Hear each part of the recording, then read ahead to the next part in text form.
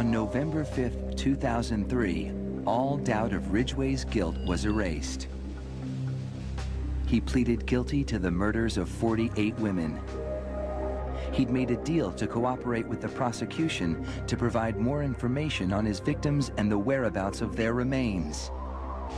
In doing so, he avoided a trial and possible death penalty.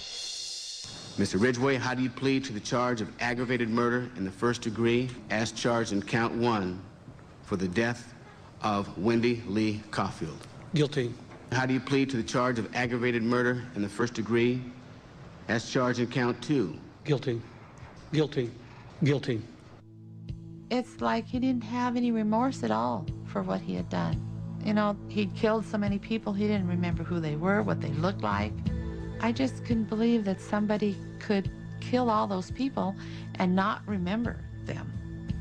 Neither could the angry relatives of his victims, who were invited to speak in court when Ridgway was sentenced to life without parole on December 18th, 2003. You had said your memory, when it comes to all of the women you took, was gone. Our memory is not.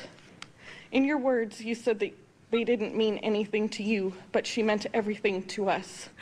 She was a mother, she was a wife, she was a sister, and we miss her.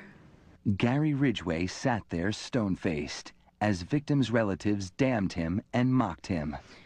He's an animal. I wish for him to have a long, suffering, cruel death. He's gonna go to hell, and that's where he belongs. But then the emotionless facade finally cracked when the father of one of his victims appeared to surprise him with a dose of human kindness. Mr. Ridgway,